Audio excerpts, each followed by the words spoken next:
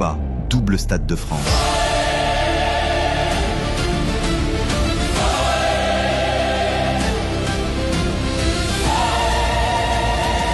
Paris va vibrer comme jamais auparavant.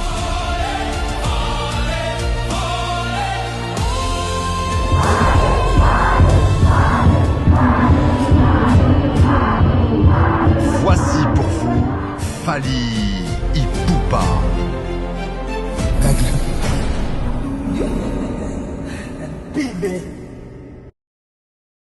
Ba warrior bozala vraiment mitema malamu boyebisa biso nzembo au cinéma boyambi yango ndenge nini po ngai na omela whisky pona meka koyoka nzembo bien.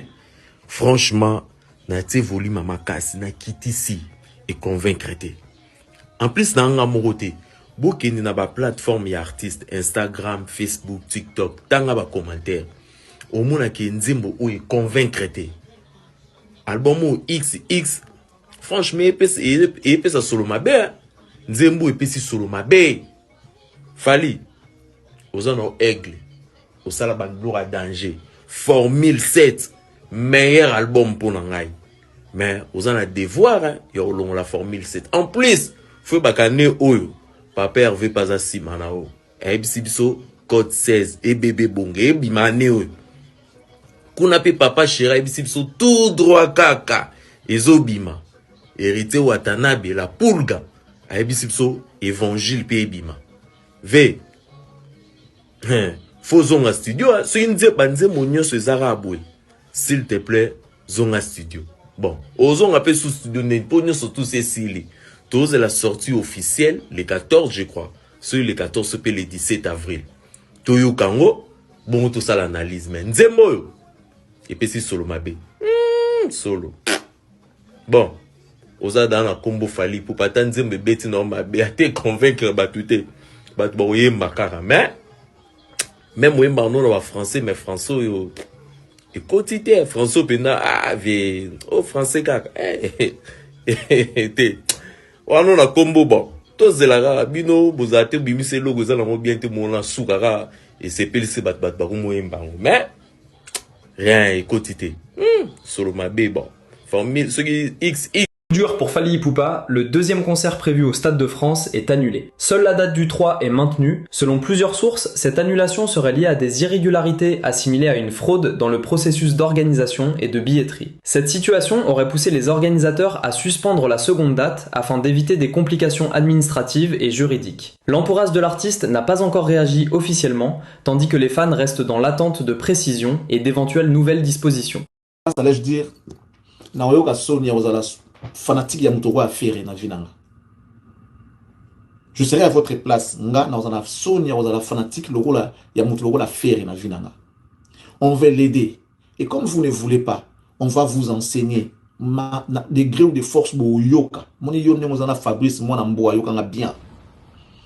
Nga, je serai un fan de faire na yoka soni. Jusqu'aujourd'hui, j'ai un peu de l'amour pour cet artiste là.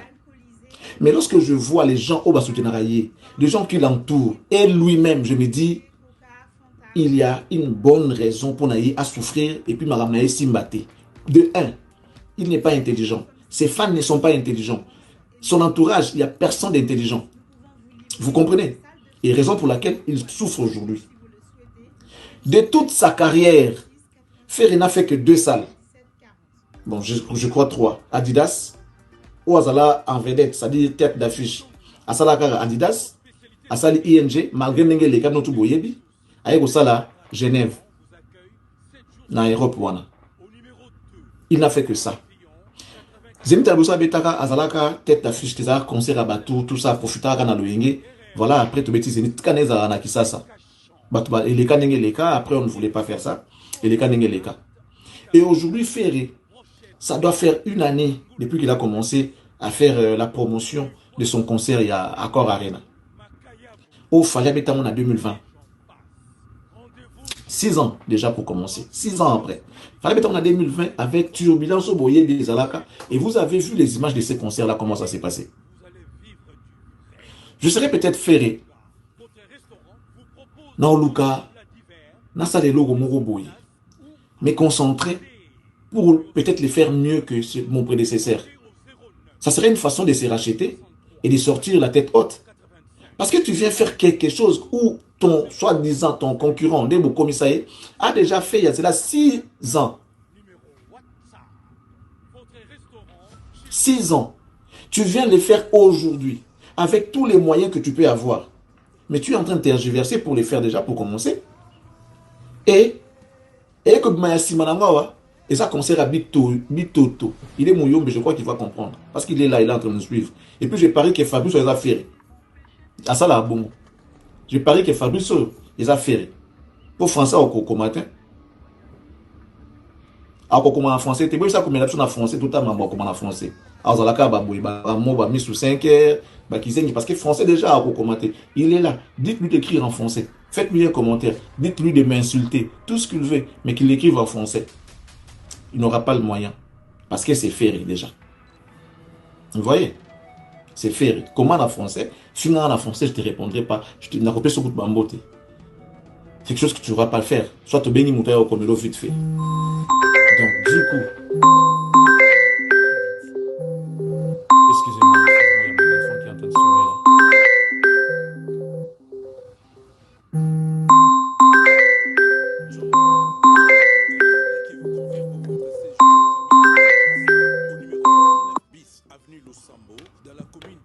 Voilà. Fabrice, écris-nous en français. Insulte-moi en français. Insulte-moi en français et ça l'habite bien. Donc, mesdames et messieurs, j'étais en train de vous dire, Ferré a un problème sérieux. Je parle d'abord de Ferré. Il a un problème sérieux où il est comme épée spirituel. Mais tant qu'il ne comprendra pas, il aura une fois ça là. Chef, il y a une musique à maison mère. Quelqu'un qui se bâtit avec corps et âme, moi je connais Ferré. D'abord, c'est comme tout le monde a joué à faire à Zaka, il y a rep avant. Au moins, à Zobon, c'est un instrument. À Zobon, meka, son. C'est ça. Oruinae Ponanine. Donc tu préfères soutenir Fali qui n'a pas contribué à Makamawe Ranson. Même la récite d'un mot personnel. Voilà. À ça là, il est côté de la famille na yo. Mais aux autres baké, ba warrior, toroya ba warrior ya faire royate. En tout cas, moi je pose la question à Sankara. Sankara, dis-nous la vérité. Faire à ça là yo nini. Sans soutenir Fali, soutien Fali. OK. Mais alors quoi annexer comme si Weronson a un problème.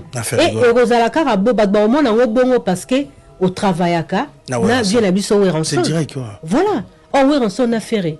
Bas un problème té. Na mona msozo le ka ofera au senga wera pardon. Au senga wera pardon pour salini. OK. Makambo bana wenge mtakota rango azate. Mais copie cette impression que Ferrego la lelo za yemoko contre ba warrior, contre Weronson. Contre Sogi Banani Wana. Est-ce que c'est normal? Quelqu'un de ta famille, il y a clan Wenge, ou inaye pour Asalaoni. À la merci de qui? Très important, merci. Charlie Prince, des fois je regrette ses propos. Tout ce que Charlie a conjugué en Amonoronae, ils aura toujours un mensonge. Je ne sais pas pourquoi. Même moi, il a dit n'importe quoi, qu'il y a un mois masanga. Batosko bavandalanga baebike Virginie Manganga amela masangate. Je pense que j'étais avec vous hier, Bozokamo à Virginie Bandato Vandaki lia ozo liate melon melate. Voilà, moi je vis comme ça. Et Charlie Prince a ebi mutoyo na ba moment moto za na ba projet to za otambola ni moi so za omela masanga izara nani. Marolo bate parce que on a besoin à flatter comme mon robot. C'est ça les combles. Voilà. Et Charlie Prince, je vis comment est-ce qu'il a dorloté Ferrego là. Il a dit des vrais, disons des vérités sur Ferrego là. Après, à comment on baba mensonge sur Ferrego là. Mais le problème en est, ils auront besoin de délivrance. Il faut que basiko aza moli moanine. Ana moli moanine. Pour ba délivrer. C'est ça la question. Voilà. Donc c'est ça la question. Ana moli moanine. Esprit nini eza ko animé contre l'artiste Ferrego là, oza meilleur. Et la personne qui ose qui prétendre aza aminayo, en clin d'œil comme ça, à combien ennemi nayo, ko toucher moi sinaye, ko toucher bananaye, ko toucher famille naye, ko kende plus loin. Aujourd'hui, on peut tout dire sur l'artiste Ferrego là, mais parents nyonso oza la fière, ya oza la mona loko la Ferrego là parce c'est le millionnaire aujourd'hui. Mais mutaleki Ferrego na mbongo azate na musique. Oh, l'équipe fait rigoler à Mbongoya. Il veut faire plaisir à Fali Poupa. Mais là, son a Fali Fona Bengana Charlie.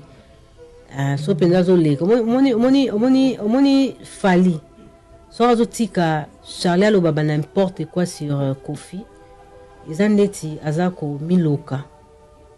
Parce qu'on a vu la personne qui a donné la vie à cet artiste, c'est Kofi Olomide. Bah proche naïe, bah communicateur naïe, bah un devoir majeur de respecter cet homme. Ils ont le devoir de demander à ses proches. Ok. Bon, donc il y a déjà pour le que je dis bonsoir qui va regarder cette émission. Bon, tout année, bon, ça l'accident, yo katene longi, passeport et bungi. Abonné d'Alexio officiel, bonjour, bienvenue dans votre émission Analyse. Analyse, une émission créée par nous, Alexio officiel, pour vous, nos fidèles internautes. Nous vous disons un grand merci de nous avoir toujours soutenus et surtout de nous envoyer vos suggestions, vos remarques et beaucoup plus vos encouragements. Ça nous va droit au cœur. Nous vous disons infiniment merci et moi, Alexis Wechi, je suis infiniment reconnaissant pour tout. En tout cas, les wetologues du monde entier, les warriors du monde entier, les mélomanes de la bonne musique, tenez-vous prêts parce que tout à l'heure, Tozo voit vraiment une analyse.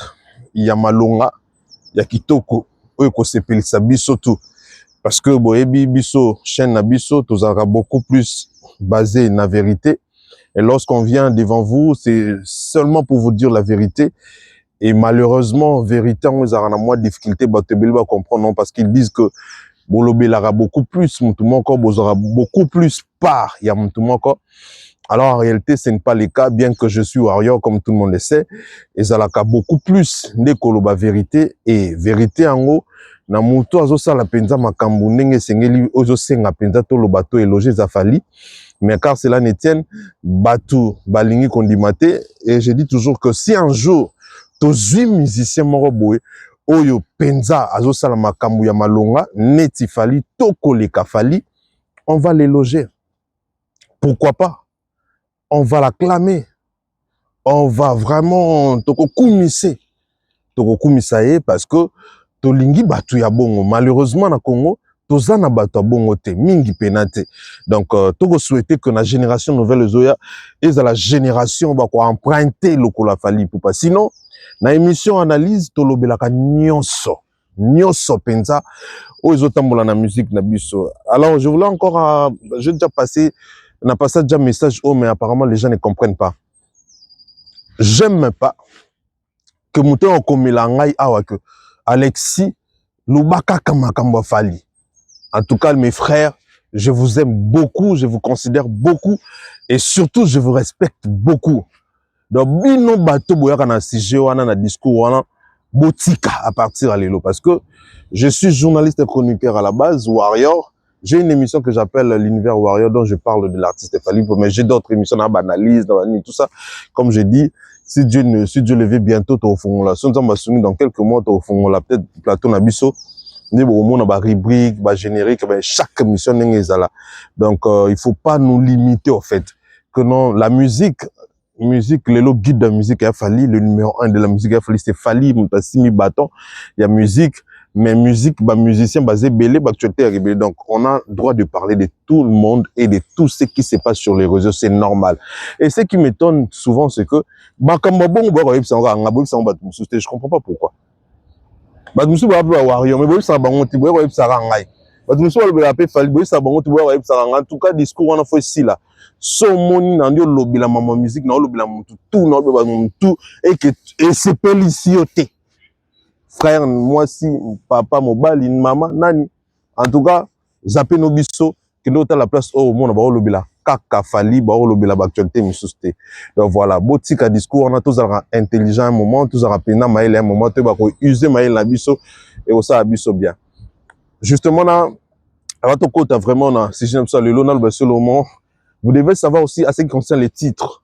Donc eza ba titre so moni titre to senga beaucoup plus beaucoup na kota la contenu après commenter donc tali contenu si na mo mutuma komi na commentaire la fois passée na émission to taki wana na titre to taki Fali Poupa scandale sabi donc c'est fort alobi ah Alexis on a yopé fallait salionini ah fali bola muzoba kapo mema bino poto tala lelo ndengo komo finga fali donc atteindre un titre atteindre un contenu je suis sûr que tant à ceux qui contenu après soit za mutamaye les pina fallait aussi un pardon fallait aya ko s'excuser mais j'ai dit bravo na bato maye les bato intellectuel pe bazaki wana ba commenter vraiment ba fiche qui me contentement na bango na ndenge ya ba intellectualisme ya ba collection mon titre oh c'est pas bien par rapport mais to ba soupe oh ma yele makasi to ba nota la contenu ils ont compris que ah mais ils en ont un titre ba soupe ba so na ngandi ba ilute Nicole maman Nicole ilute na USA je te salute maman elle m'avait appelé Alexis contenu est tellement riche que titre on est banque ça va te belé communauté na biso ba te belé ba réfléchir à musika te ba te belé ba réfléchir à mukuse alors mon ara titre OK justement c'est que je vis mutamon ka titre ndo a fingi au PM ce soir album bien mais attends bah manque à respect on a faut aussi là faut savoir qu'on se respecter mutuellement c'est très bien moi je vous respecte beaucoup moi je vous aime beaucoup et je vous considère beaucoup si j'ai fait des émissions chaque jour c'est pour l'artiste Fally Ipupa et pour la musique anglaise aussi pour vous pour nous informer bino pour nous partager mail na bino des fois on a un peu mail na commentaire na bino bino pe ozo mail na ba mamutsunga loba donc c'est très important tout ça là quoi mindele te ba ko c'est tout taka beaucoup plus moi mail les bosso et surtout quand même quand nous ne sommes pas contents donc surtout il y a vérifier contenu donc sur mon titre il faut aller d'abord vérifier contenu autant le contenu après ozongo bi non Alexis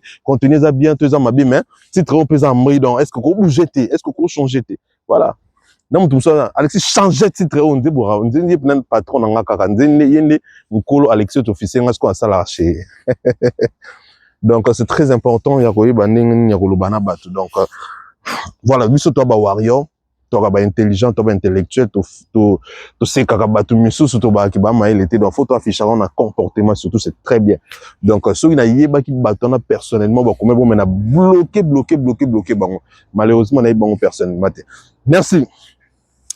Parlons maintenant de choses essentielles. Parlons maintenant de makambo où c'est très important. Alors, chers internautes fidèles abonnés, je pense que Botali sommaire, il y a une émission à Bisso. Bomoni, titre, où ils ont titre et en vidéo. Il y a Marambo Toro Belalelo. Et je pense que c'est très important, Tolo Belango. Je vous dis toujours, tant que ça, la émission, que le Stade de France de Fally, bato belé bazo la la kimia baza kimia te bazo luka place ni bakoki ko diembela loni bakoko sala pona ko luka ko salir Fally to ko luka ko faire échouer na jour ata moko to na tous les 2 jours wana comme je vous dis toujours bato babi grandeur makasi peut bien il y a Stade de France on a ce sont les musiciens les artistes congolais et même artistes ailleurs ils savent qu'aujourd'hui après Stade de France en tout cas ba yebite ni ne ko sala que ba to ba comparer ba un jour les suna Fally alors ba wa mite mama be ba obalinga Fally te auto yebina auto yebite ils vont commencer ya ko créer makam Dieu merci les loba réseaux sociaux comment c'est-à-dire que na ba fan na biso ba journaliste ba chroniqueur ba nani ba toto honnête to telemela ba campagne mabe. Je pense que mon vidéo moi ils ont circulé sur internet on m'a envoyé ça hier en tout cas attends ba 4-5 personnes. J'ai essayé d'entrer dans les réseaux sociaux parce que je n'étais pas vraiment dans les réseaux sociaux. Dans la prière, na moni yango ebele, na moni yango vraiment ebele. J'ai dit tiens, ça commence. Maman na loba ki nzeli na yebaki e bandi. Mite mama be abatu bandi ko s'affiche jamais. Ba bloka boyebo ka moite to komona ngo ebele penza. Mais Dieu merci et ko simba na ngote. Mais seulement, ce qu'il faut savoir c'est que il y a beaucoup, quand je dis beaucoup des Congolais, ou je dirais même des Africains, parce que je connais beaucoup plus les Congolais, des côté où on a la faiblesse, ils sont facilement manipulés parce que lorsqu'ils m'envoient la vidéo hier, ils me demandent, est-ce que Alexis, c'est vrai? Est-ce que c'est vrai que Fally concerné aux sociétés pour les 2, les 3? Est-ce que c'est vrai? C'est-à-dire que quelque part, ils ont cru. Ils ont cru dans ma cam, oh, la kisi, on a ton vidéo, moni. Où ils ont eu la paix, peut-être confusion. Les années de bisoté tu dans les réseaux sociaux, on sait déjà que c'est faux. Batu belé, bakokyo kansanga solo, batu misus bakoko taper doute. Alors il faut dénoncer, c'est très important. Alors, la première chose à dire dans ma camo, na vidéo, bomoni wana, o bomoni, ils ont circulé, bâti moutouma, ozolo, ba wana, pina, sûrement, ils ont l'équipe pena, ya kofi, to l'équipe a fait. Dès mouta sali vidéo wana. Mais ça, méchancetement au niveau. Et ce qui me fait rigoler, c'est que, tant que bozo sala eloka bon, est-ce que bozo lobela, boza komi lobela, yo moko place oza. Na mi tout na elo question mingi, na bato ba ramite mabe. Ou surtout bavant na ba manigancer pour na sa mutu mabe. Je pose la question de savoir que lorsque toi-même au vendre ozo méditer puis na ko sa eloka mabe, tu te dis quoi? Et surtout, lorsque tu fais ça pour un artiste gratuitement, parce que je suis pas sûr que baton ba ka payer. Ba msou ba payer te. Pour accepter ça musicien naïe, tout pour accepter ça pire vieux ton naïe, et ça même na batu misu ba mécène, ya batu wana oyo ba sala ba organiser ba wana pour na ko faire pleur ba massa na bango ba musicien. Atala kuna sala ke lo mo boy côté les autres tala mi ba côté confusion. Comme je disais hier, Fally akobana ko gagner ba combat boy, pourquoi? Parce que il s'est imposé sans pour autant chercher à ko diminuer batu misu. Il s'est imposé dans le monde musical sans pour autant chercher ya ko baby sa ba carrière à Batumsou, te rosala ba campagne ma vie pour na Batumsou. Il s'est imposé par sa musique, par son travail. C'est le travail, la détermination, discipline qui a fait en sorte que cet artiste soit ce qu'il est aujourd'hui. Alors, tout ce que vous allez faire pour nous déstabiliser na terme le fait que yé a salangote pour azalelo, je peux vous garantir que vous êtes en train de travailler dans la perte. Et puis, vidéo, vous allez bien. Pour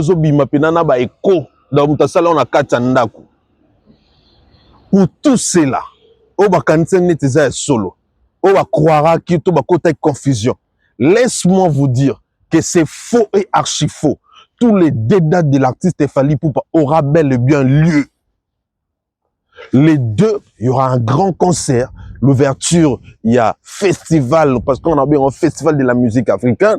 Les trois, ils ont un jour à festival. Parce que ça fait festival, parce qu'on aura une fête là-bas. On aura une fête parce que ils ont 20 ans de carrière. On va fêter l'anniversaire de 20 ans de carrière de l'artiste Fally Ipupa. Donc, c'est une festival. Donc, les deux Ekozala Makasi, les trois Ekozala Makasi, et tout ce que vous avez vu comme vidéo sur les réseaux, c'est des mensonges. C'est de la haine. Bazokosa. Tous les dédates Fally Ekozala. Ezamote Mamabe. Retenez ceci. Que ce double concert de Stade de France, ils ont beaucoup plus que Bangissa, les artistes congolais. Et Batobele, Oba Yebi Penza Valère Nango, ce sont les artistes congolais. Parce que ceux qui bango batsaka Stade de Martyrs comme mute, que l'oko et l'équipe l'oko nyonso, que pour esa réalisation, ou l'équipe a réalisation nyonso. Bamona fallait ya longoli yango après l'icône bamoni fallait que ça la siko ils a 80 000 fois pas si pour les Stade des Martyrs. Concert double stade à 80 000 places, au fallait beton à 100 000 places na Congo te, na Afrique te, na Europe s'il vous plaît. Si c'était à Brazzaville, et qu'on se comprendre. Ceux qui sont en Angola, ne te mettent en Angola, bah coquille que c'est bien que bang bang ça la monter. Ceux qui sont dans pays mais sous Afrique engake leka banga ba mela banga na bité so banga ba sani banga ba saka loko moko na ba supporter. Le fait que ça place au ezo kamusa batutu bako comprendre et comme nini a sali nini yango convaincre mokila ngo nini pour akoma na niveau o akomi yango bozo mona makambo to boko mona bazola la pongité. Et je vous avais dit ne soyez pas étonnés soki to la muki les quatre bomoni mutu moko la mukité. Tout le monde bat tout le monde ba la muki ti ba sel ba AVC tout ba la muki na ba AVC tout ba sel ba crise vous comprendre parce que ça coup de manteau o beti bango na nik awa pe na donc monsieur beti bango ana kingo to komona ya boye et bela va to commencer Stade de France peut-être plus pur que ça mais le bien que et qu'on s'imbatte parce que Fally c'est un enfant de Dieu. Et ça campagne moro à la con. En tout cas, je voulais rassurer tous les Warriors, tous les mélomanes de la musique, tous les Africains, tous les Congolais, de savoir que cette vidéo, c'est une vidéo vraiment très fake. D'ailleurs, Moutabon Soki a mon ami, à Moutako Kanga Penza, excusez-moi, il y a Kanga Pena, Topé, il y a Tisa Pena film, ou encore il y a un Bakongo, qui ça n'a pas film sérieusement, pour prochainement, Batumissus va ça la honte. On a une limite que ceux qui disent que c'est en France, à Salfo, à Rosalamouté, Mamabete, à Rosalamamo, et à Roluka pour combattre Didi jusqu'à ce point. On a une limite que ceux qui sont Nigériens et qui Réma ou n'importe qui, à l'Ansala exploit à mon boy dans Jazzy, à quoi y a Simawana, pour Luka à contrer. Par contre, à ta sépélité, à ta sali jalousie dans mon thème, mais à collaxer dans mon qualité. À colingate, bah, tout va bien mon thème, malheureusement pour nous ici, les gens aujourd'hui ne se cachent pas. Il y a collaxer mon thème, ma bien, bah, on peut et l'autre, on fallait en sala. Et c'est un autre, même ça, chaque jour, on l'a, on a 5 moments, ça je demande à Dieu de me protéger, de me garder à bonne santé, afin que ce jour-là, on a enjoy kitoko. Parce que dans le monde, dans la journée, oh Seigneur Dieu, les autres qui ont gravé dans ma vie, dans biso. Tous ont marqué histoire. On va écrire ensemble l'histoire avec l'artiste. Que j'étais là. Je dirai à mes enfants, à mes petits-enfants, à mes petits-petits-enfants. Je leur dirai que j'étais là, ces jours-là. Et cette journée, mon quoi, incroyable. Voilà la raison pour laquelle, quand je vous dis d'aller acheter les billets, je sais pourquoi je vous dis ça. Parce que Oye était penzo raté. Oye, et puis, genre d'événement, normalement, il faut venir à la table, il faut bien si là, il faut parce qu'on ne sait pas quand est-ce que Salama Alissus. On ne met pas les points. Mais ton lobby, que tu y habité, quand est-ce que Salama Alissus. Quand est-ce que Salamaka Alissus. Bravo à l'artiste Fally Ipupa. Bravo à toute son équipe.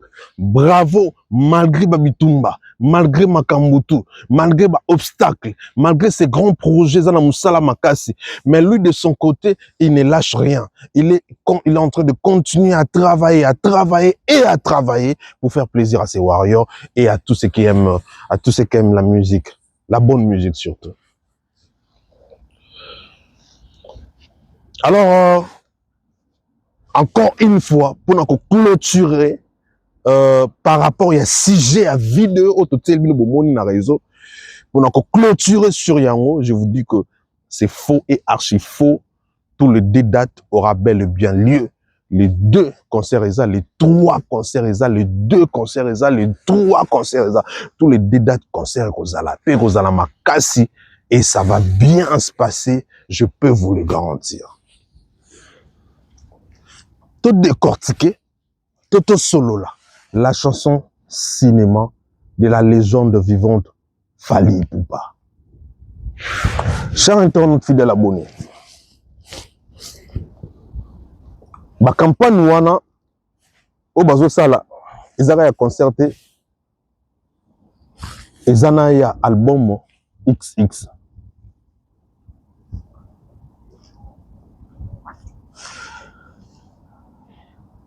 Oh, bon, vidéo, j'ai une salle à l'obio, et ça, dans mon campagne, peut monter ma abe. Cette chanson, cinéma, putain de merde. Laisse tomber quoi. Nzembo, oh, so moutoyer, net jeune, oh, bon, moni, oh. Ah, ça, ma camounet, à naître, ou à warrior. Aïe, à mettre critiquer, nzembo, c'est qu'un qui penza. Au-delà que Zalando qui sait Gaza n'a habité surtout sur salon fêlé ceux qui va fouti mbongo d'ailleurs quand tu vas fouti moto comprendre te Gaza makambamo parce que nzembo oyo eza na place ya ko critiquer yango atamu que on va les décortiquer ensemble avec vous frère Fally a chanté en 3 langues à l'espace de 2 minutes 46 secondes si je ne me trompe pas. Et il a géré La mélodie. 3 mélodies différentes. Il a changé la musique. 3 fois, on a dit 2 minutes 46. D'abord sur le plan artistique, niveau, cette chanson est Zalikolo.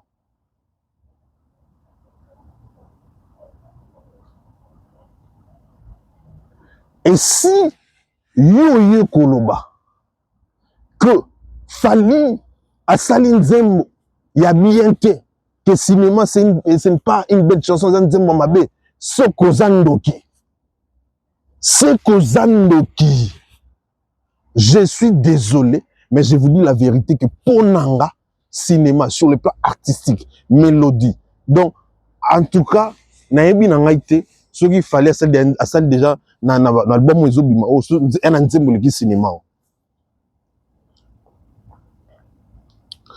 Malheureusement pour nous, toi, on a YouTube, mais sinon, j'allais mettre partie par partie, tout mes kako décortiquant, moukie, malembe. On habite, on a première chose, Dieu merci, parce que prier en anglais, mais je disais qu'il fallait faire côté là, non, anglais, France, du côté francophone, d'être au Kanye, tous les pays francophones, les lois, n'ont pas fallu. Que ce soit en Europe, en Amérique, en Afrique, tous les pays francophones, il y en a beaucoup, les lois. Il y a le premier, le numéro 1 artiste francophone actuellement, il a fallu. Alors, je disais, Nabi, et de faire quota anglophone, netika kayoka et prier en anglais. Fallait côté l'émission anglaise. Et tellement que c'est un artiste qui a vendre culture nabiso à côté ici. Donc ça dit que à mélanger mélodie one is afrobeat, rumba, R&B, sangisa na makosa. Quelle belle chanson. Quelle belle chanson. Et il a chanté autrement. Il n'a pas chanté Ningeto mesana nae. Bino bato bolobaka monotonie. Olebo ofinga monotonie, bokom juste on zembango boy.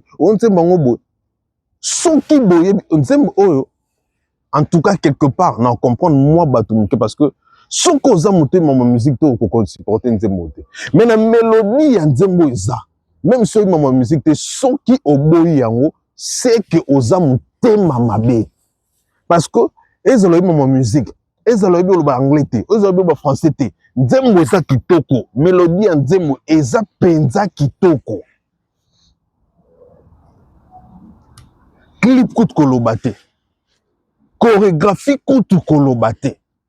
Et puis je dis bravo encore à Fally Ipupa.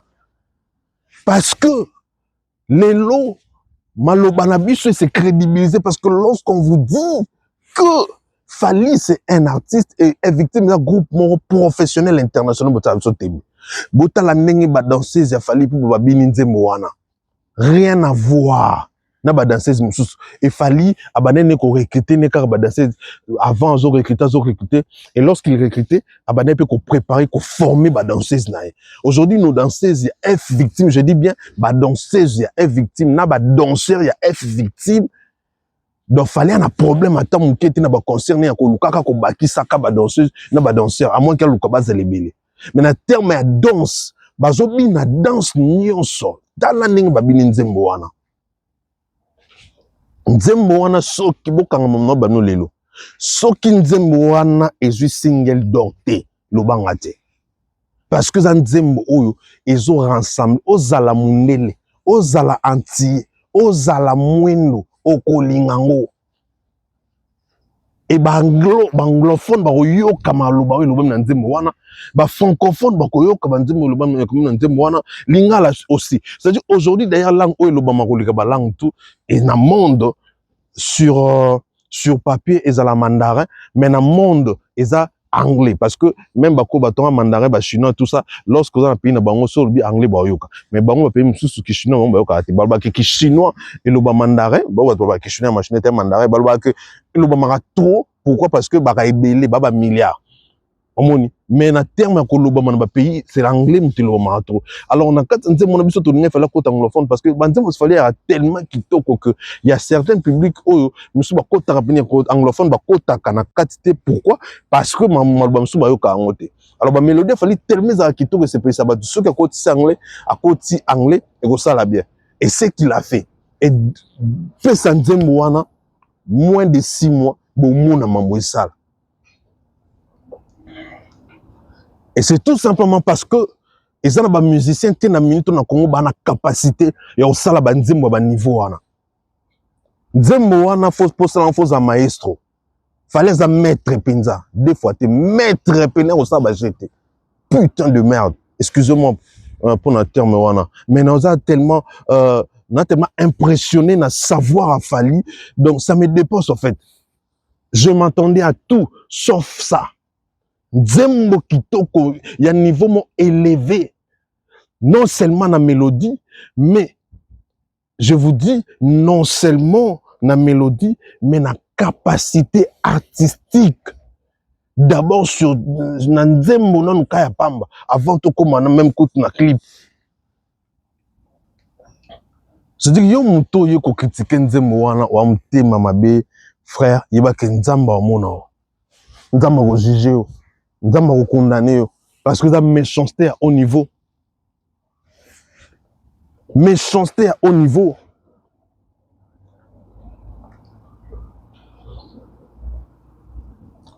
Et puis il fallait expliquer qui bien que c'est son album World, c'est son album, ils a album naïe urbain, ils a album urbain, ils a rumba, album rumba té.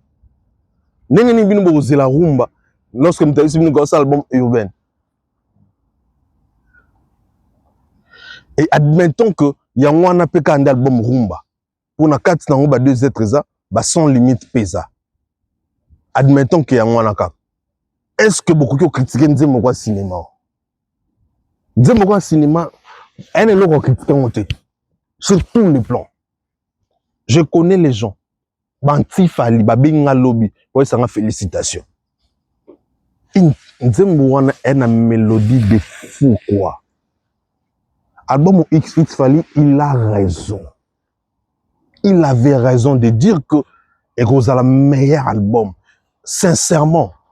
Nzembo na ki lobby et Baïsenga Formule 7. Ça, je vous dis la vérité.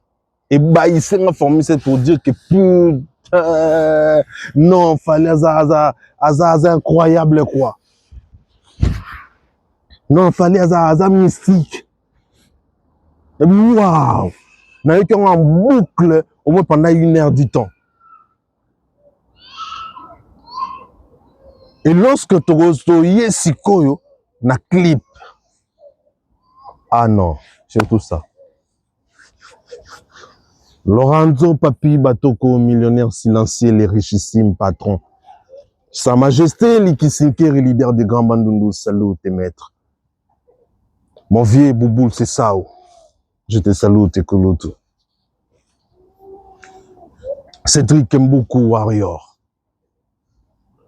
Il est beau, il a l'argent, il est gentil, Simon Design. Lorsque tu es Siko na clip, on vit à l'Inomo Kemo London. T'as la clip. Clip boana. Et le bon angata va faire des galets. Waouh. Clip voilà. C'est-à-dire que, ah non. Naimi Saka Batou que, Fally Azamut a révolutionné makambu ya ba clip na Congo après Papa Wemba na Prawe Ranson. Parce que ba légende o bando sala clip danger liboso ko leka batu tout. Ezala Papa Wemba na Rowe Ranson. Wana eza vérité na ba route lelo muta sala clip ya générique ko leka clip a kibouisa mona na te. Même clip à laquelle les pères assomme. Alors après 2 personnes wana, en tout cas, Fally Azamut Oaye na touche à Sika. Je dirais qu'on a droit chemin même à imposer qui parce que le clip à l'époque, il y a l'époque à droit chemin, il y a le meilleur clip pour le clip tout.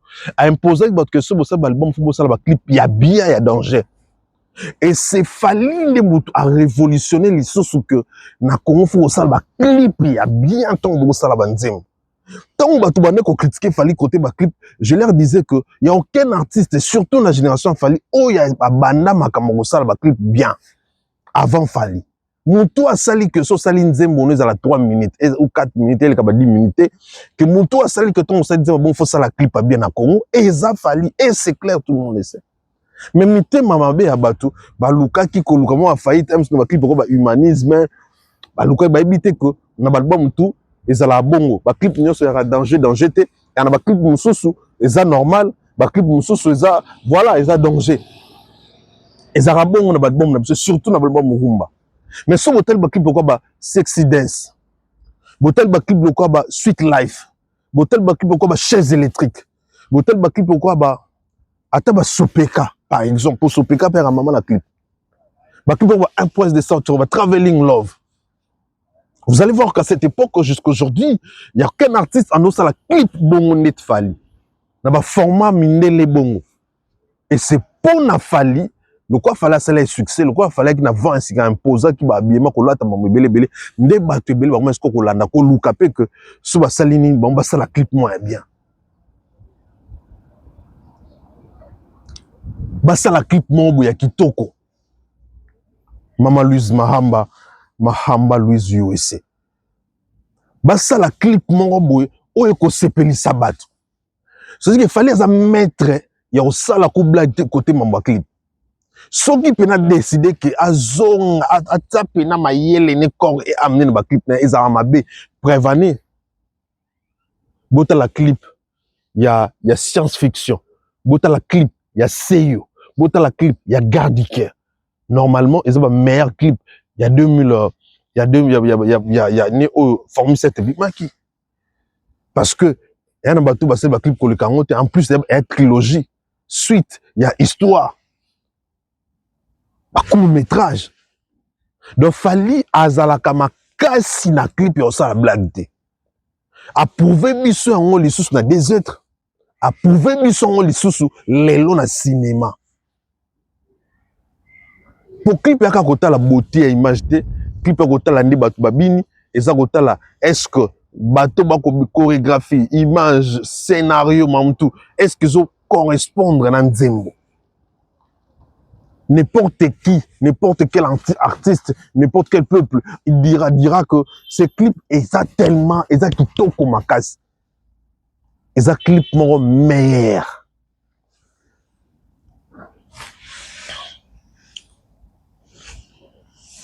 Bravo à Fally. Bravo à l'artiste Fally Ipupa Aigle. Quelle belle chanson. Quelle belle chanson. Yo Kanzembo Kitoko, putain. J'étais choqué. Si je vous ai vu mis vidéo à Jeune O, pour nous que tout simplement pour nous sabino que ba campagne kozalaka pour na Stade de France mais kozapé pour l'album O. Pour l'album O. Et ko simba na ngote parce que Nzembo ya Fally eza tellement kitoko que peu importe campagne no muto kolinga kosala et simba ta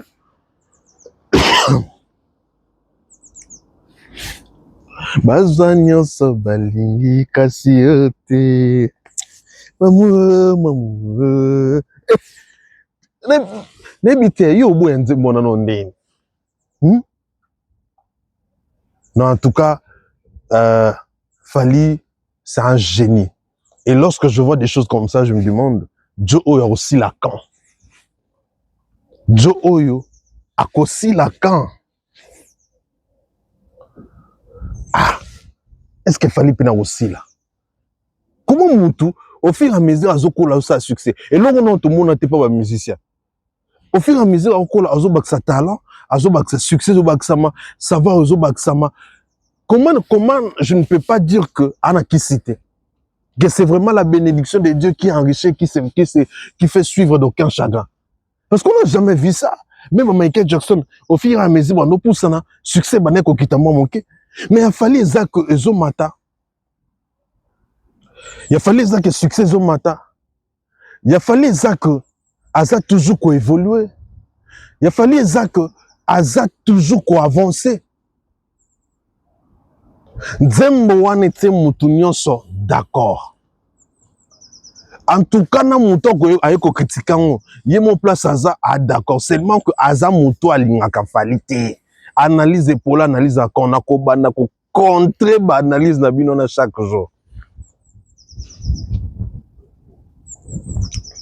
Parce que cette chanson, c'est une chanson Sobo Nzembo wana, c'est quoi pena motema mabe.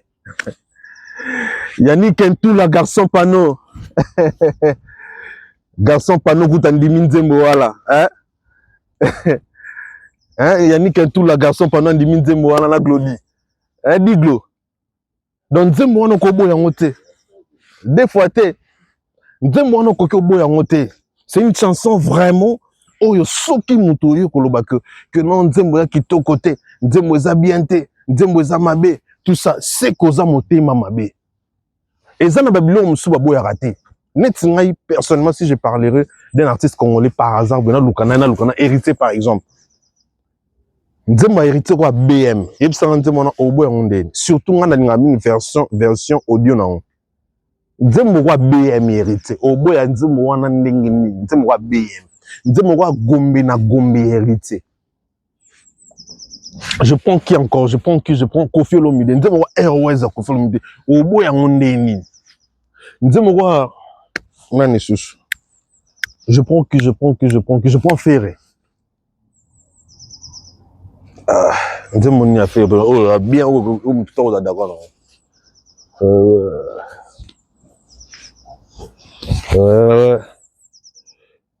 On peut créer surtout yo 40 tobi que mais attends Nzembo d'habitude boti dans la commentaire peut-être on a le pour les gens battu so boya mais ah ben Nzembo pas bien oso yo ko boya te par exemple je dirais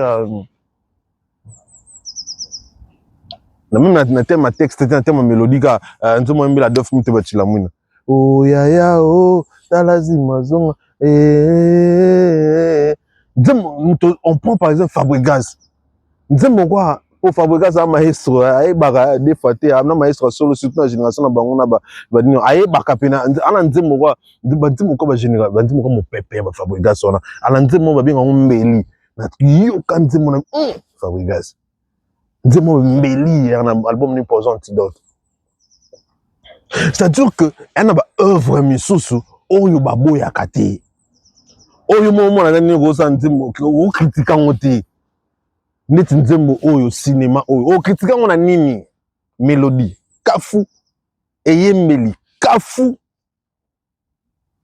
clip libanga oh mais attends oh mi bimano ka ndoki bo ndenge ni bozako c'est-à-dire que Nzembo oyo na yisi mbande groupe c'est nanga Simon soki ezui trophée te Nzembo so ezui trophée te ah rien lobanga te. N'a tellement convaincu que Nzembo zoba single d'or. N'a tellement convaincu que Nzembo oyo mais la Fali ba biloko ebele et Fali il sait pourquoi mission avant. Il sait. Ils a pensé par ma chanson phare, je ne sais pas. Certainement on a niveau il Fali na niveau à savoir il y aura peut-être de plus belles chansons que ça. Mais pour le moment bo pe ki sanga petina lobake ponanga. Na Nzembo déjà na yoke bimi ya XX na World Ozo bima tout à l'heure Calamité les 17h. En tout cas, pour Nanga, cinéma est meilleure chanson. Clip simple. Ba danseuse habillement qui toko. C'est-à-dire que na mona nanga cohésion ya Nzembo na clip. Mais cinéma sotali danse côté chorégraphie. Je dis bravo à Isaac, le danseur Isaac où a travaillé na fait une victime, a comment peine une victime. En tout cas, Moussala Kitoko, Isaac, en tout cas, tu as fait un très bon travail. Frère, en tout cas, je te félicite. Tu as fait un très bon travail. Félicitations, parce qu'on est à Sali chorégraphie, voilà. Et puis, félicitations à tous les danseurs et danseuses de Victime. J'ai vu Emani, j'ai vu Massoudi, j'ai vu Nathan, j'ai vu Guillaume, j'ai vu Ozine, j'ai vu Delphine, j'ai vu... Elle s'appelle comment ma petite sœur chérie là que j'aime beaucoup, elle s'appelle comment? Tous, on nyonso. Babini, babini kitoko, babimi kitoko, balati kitoko, bravo, félicitations à vous. Nzembo yana place au kakolangote. C'est une chanson, vraiment, à moins que tu sois méchant, Oza Mutumo, Oza Mutem Mabekak. Mais sinon, c'est une très belle chanson. Oh, vraiment, faut féliciter l'artiste. Faut dire bravo à l'artiste Falibo parce qu'il a fait un très bon travail. Un très beau travail. Et puis, je comprends que ils ont peur. Ils ont banni Sabango. Parce que l'album Oyo, XX, ils ont s'annoncer Penza Likama, deux fois. Déjà dans le stade de France, on a un stade de France, en commençant par des êtres. Des êtres, on a des boucas stade. À tes bénis, on a déjà un stade de Royinda Kotana. Et de sourire la promesse, il éternité a des. Mais moi, j'ai un stade de Royinda, il passe sur un stade. Après Nzembo, Bazanga nyozo lingi kasi yote. Namio, namio. Bazanga nyoso balingi kasi yote. Naomio, Naomio. Naomi Banketa, Bank Love, Banketa Love, Naomi Banketa, Naomi Banketa, Naomi Banketa, je te salue, tes gros bisous à toi. Alors, faut à la montée, Mamabe, faut à la méchant, pour boire un niveau.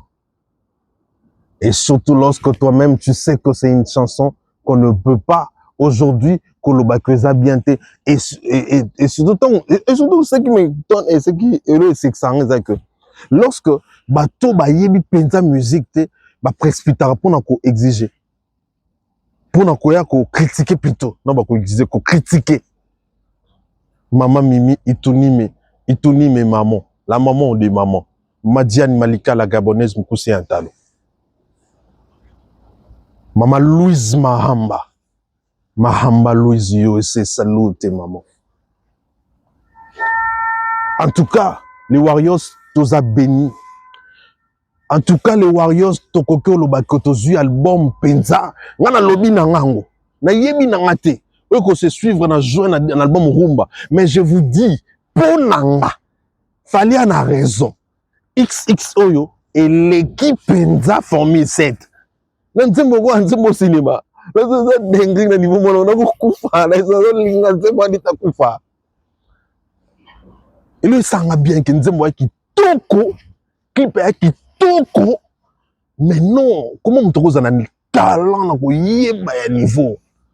Il y a bien l'histoire ça nga makasi ça que normalement il fallait conquérir ce zone anglophone. Nenga passer na level mususu. Na mikolezo ya boka moté sauf fallait que beta stade na Nigeria pas beta Jap stade.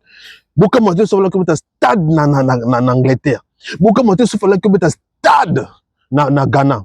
Mais je peux vous rassurer que cet album na balba featuring na ba Whisky Douane na ba nzembo ko cinéma et beta fallait ba stade d'Angleterre to za awa. Et beta fallait ba stade des États-Unis to za awa. Boka ngama no lo balelo. Boka ngama kambu na zoloba.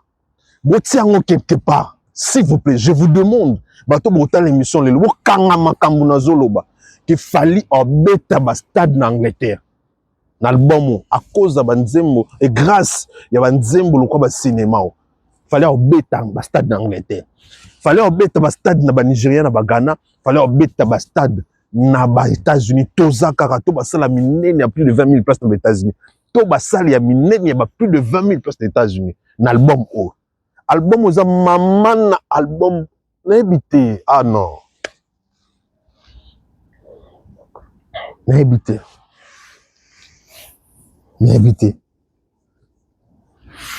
et lorsque j'ai vu la vidéo de ce monsieur na ce qui est fort mais na yo keli ignorance na malhonnêteté na ye mawa non. Fali, c'est plus qu'un génie. Fali, c'est plus qu'un génie, mes frères. Je vous jure, Fali, c'est plus qu'un génie. Fali n'est pas un génie, mais c'est plus qu'un génie. C'est plus qu'un génie. C'est plus qu'un génie, Fali. Non. Non. Bravo à l'artiste. Bravo à lui. Voilà, Parlons maintenant de ma cambo sur l'actualité, les concerts. Vous savez qu'il y aura des concerts avec des concerts à Paris. En France, on a hérité Watanabe qui va se produire dans Zénith, Papa Nyokalong au Zénith, Koumou Manda chante, Robert Tapi, je crois, on a LSC, on a Salman, on a Poto, on a France Karahawa. Nous avons fait rigoler les padres Robeta le 4 avril na Accor Arena. Et puis le number one, les King, les meilleurs artistes actuels africains. Fallait pour qu'il fasse ses produits double stade de France. Il y a des productions et des productions et des productions. Weranson, le roi de la forêt Igwe, Akobeta Bongo, na le roi de la forêt Akobeta Bongo na Bruxelles, na salle forêt na Bruxelles. En tout cas, et Akobeta le 4 juillet na Belgique na forêt. En tout cas, je vous invite tous les Wengemen, tout bolinga la bonne musique. Le roi de la forêt Igwe Weranson va se produire les 4 juillet, les 4 juillet, les 4 juillet na forêt na Belgique. Donc voilà, Toya Ebele. Alors parlons maintenant na ba chronifuati oyo fera memi na poto Virginie Manganga. Virginie Bole Latin bino botsaki wera tembea bino bolobaki que wera aza eloko te. D'ailleurs bokende musika bopekisi na ba fanatique na bino baya concert ya wera bolobi wera aza musicien mo azanga tina asila faire na tina na été. Et d'ailleurs même ndenge bozawana kutu bino boleki na succès boleki na ba fanatique bopekisi na ba fanatique na bino baki ne concert a wera. Siko Sankara ye alobi ne loka mabeta alobi ka ki tokoya na biso te. Babeta concert na bango bozo lelani. Et puis pourquoi ils a Sankara muta lobi mais bino boyo kota kombo ya fali. Muta sala vidéo kuna lobi tokoya te. Bolamba bolia. Eza Sankara. Et si vous êtes fort réellement, pourquoi boleli? Tant on a eu sabino que ba fanatique ba fanatique na minute ba fanatique a wengi botaki ngatemi. Depuis bo manka wera respect ou ata wengi balonga na bango boteka billet tout à la bino. Configuration 11 000 liés bino boteki ka 5 000 jusqu'à là. Bozoko teka billet. Bokomi ko kababa billet. La fois passée ba kangi jazz a na Sergi a kababa billet na salon de coiffure. Bokomi koka baba billet yon autre ba mission so babetela ba concert en ligne so ezaka pona ole sa musique be botika to ba sa mnoki bolo sa musique bo siliki lisu bo finga so fali. Virginie Kolelata bino mo bolo ba ki boliki wera bwana ba fanatique koleka wera faire aleki wera siko ozolelani et puis tika kokota fali na makambo na po etali fali te. Yango yo fali sa yango bino pena na ebite. Yango na ebite bino pena bon niveau lâcheté moi au niveau, c'est-à-dire que vous ne pouvez rien dire, vous ne pouvez rien faire sans pour autant impliquer Fali, sans pour autant citer le nom de Fali. Ça c'est pas normal. Eux comme malade. Muto alobi bakoya te na concert na bino boyi na ye eza Sankara. Et puis arrêtez de dire que non, frère Nabiso, azo soutenir Fali, asalate na wenge, leur soutenir frère Newera, faire imamasa na wenge. Mamu bena bata wenge ba olingate on a yobusa faire on devait faire asala elo comment son étendé na carrière a wera. On devait faire et penam ta sala siko penza wenge. Bata wenge ba silika makasi pona elo moi ba discours ni zangatina. Et indeli bino, et teleli bino, mpiaka promance. Na mabiya ko kababa tu ba ko zoate parce que na bisa bino déjà pour beta concert faut bozala na banzembo malonga faut bozana album malonga bwana ngote batu ba koyate bocha nga tembe et teleli bino kuna boko latara bongo latsango Fali bolingi bolati sango Fali. Et puis, les propos tenus par Charlie Prince n'engagent que Charlie Prince. N'engagent pas Fali. En tout cas, quand on rentre Charlie Prince n'a fait bon ça, on bamba les bobimi ça comme il a fait na 4. Kolobela Fali, tout le monde peut parler de Fali. Charlie pense à Kolobela Fali, on parle de Fali, on ça la vérité. Et si il tire sur Ferré, ils ont compte en rendre, il y a Charlie Prince n'a Ferré. Il y a tiré sur lui. Donc arrêtez, il y a Charlie Prince à Loba, il y a l'autre Fali. Donc bino beaucoup ça là et l'autre côté, sans pour autant, vous tirez comme Fali te na kat, c'est normal. Net likambo sankao, là moi ça m'étonne. Mouta seki bino, mouta lobby makamuna bino, Sankara, Fali ni de près, ni babiso te okota mambo, to seki kara place to vendre pour epese pour ça seka. Et tellement na kana ndenge concert na bino simbite ndenge choué, échec ya concert na bino, tu viens ozo bape que non affaire abanda roya, faire abanda ko bon ça instrument, abanda ko sala basson, abanda ko lobani, frère, maman, papa, qu'est-ce qu'il y a à voir? Qu'est-ce qu'il y a à voir là-dedans?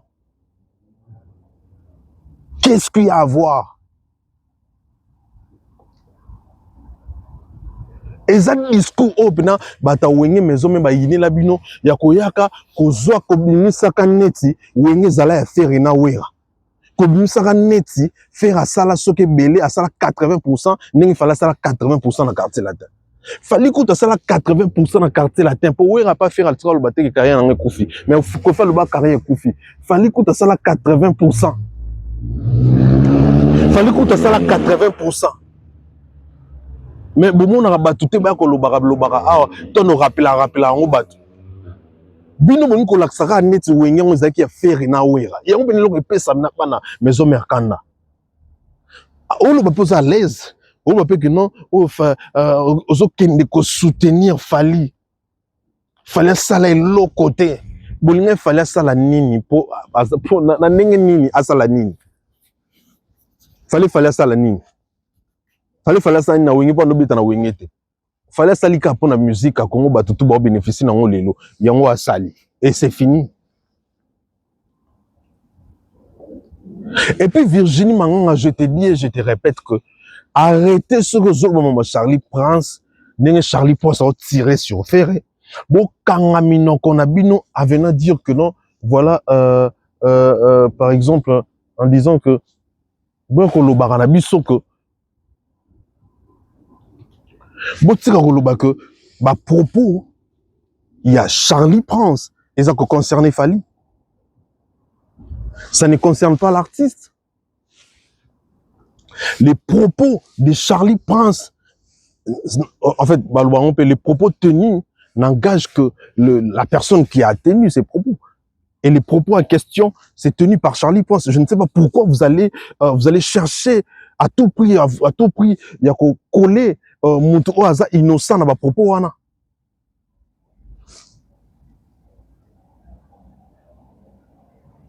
Ces propos ne concernent pas l'artiste. Ces propos est allé Fali ni de loin ni de près. Est allé Falita. Ni de loin ni de près. Ces propos, ils ont propos, il y a Charlie Prince. Et si vous avez quelque chose à reprocher, il faut reprocher Charlie Prince. Allez reprocher Charlie Prince. Et laisser la vie de Fali tranquille. Et ça Falita. Et c'est normal parce que Charlie Prince a des choses à se dire avec Ferré. Parce qu'ils ont des problèmes personnels. Et ça, un problème na bango. Mais du côté musique, il a choisi, il y a Kolobela, par exemple, il y a Kolobela Moutoumoko. Du côté musique, il a choisi de parler pour Fali. Mais côté problème personnel, rancune na bango personnel, et ça makamu na bango, et ça concerné bango. Et ça moi en tout cas, n'habite pourquoi beaucoup le cabo impliqué quand il parle à autres c'est beaucoup plus yemoko. Après côté comparaison parce que c'est normal, c'est la musique, mais côté koloba que kokoluka kokoti sa Fali na kati ya makambo wana o Charlie Prince azoloba wana des injustes. Parce que Fali te mutaro sa Charlie Prince bien ces réseaux bateau ba faire bolo baté abotanga te Charlie Prince ta kandani na ne bozo finga e pa zongisi ne bozo finga e pa zongisi ne bobetaki e pa zongisa donc ils ont kende bongo na ba problème personnel parce que à la base Charlie Prince na faire bazala ba camarade Alors moi, je ne sais pas pourquoi vous allez à tout moment sur Moutalobi, les Kambouni, na ndenge na boire na TV. Bon, na yebi na nga, isa parce que bon, on a besoin battre la émission, on a besoin parce que ce bon lobby ka Charlie prend sa femme et aussi maté, faut bon ça fali na kat.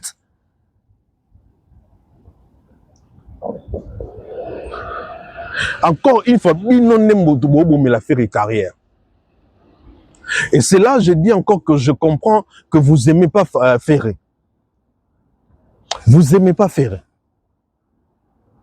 Bino pe batali boso ba ko lo ba ke faire aleki wera. Bino pe batali boso bo tini prince dango la kuna lo ba ke azong sa dossier so ki wera viola ram so wera beta ram. Bino pe bo sali bon. Et lorsque vous ba répercussion nango, au lieu de supporter, bo comme ko ya ko lela na plateau na kombo ya batu misos. Yango fali yango penza na ebité so kazaki pe na mai mais c'est que so fali avec mai omela. Dans ma carrière, ma musicien congolais qui a bon, on a souvent été natif aux alamai, mais c'est qu'ils ont des gars. C'est que tu recouvres na ba soif ah, mais surtout, sauf à la boine aux alamai, bon, on a imai na kauti na ngana tiki na aux alamai na musique à Congo. C'est que ma carrière recouvre ah. D'abord, mutaye à Sekibino et Sankara. Mutalobi balam babali à Togoyate et Sankara. Mais beaucoup tis quand même comme a fallu. Muta tiré sur Ferré. Makasi pour na ba compte en rendre pour un pronom personnel à faire. Eza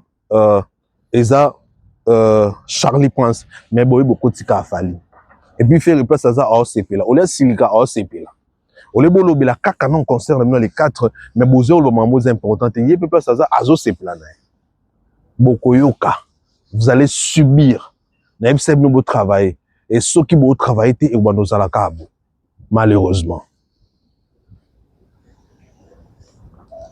En tout cas, chers entendeurs fidèles abonnés, le plus important, il y a que musique n'a plus sur un niveau comme elle, ça fait peur. Parce que tout va me focaliser dans mon tout encore. Tout va focaliser dans l'artiste encore, qui est l'artiste Fally Ipupa. Et c'est très dangereux. J'aimerais que prochainement,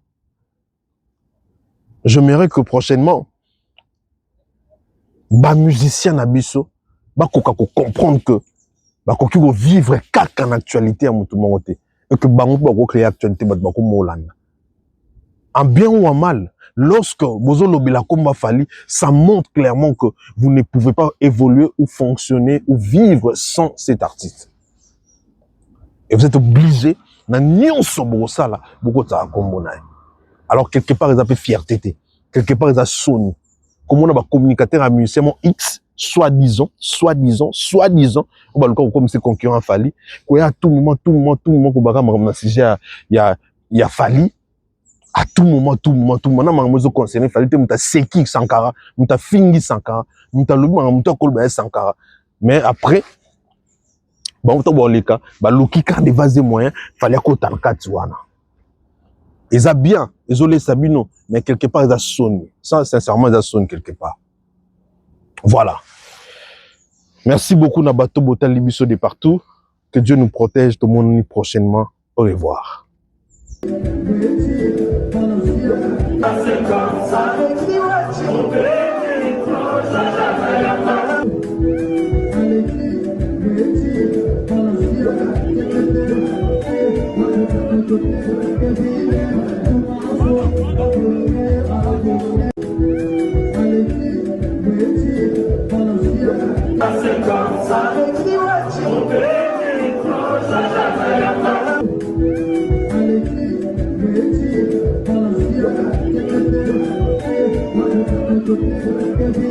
you.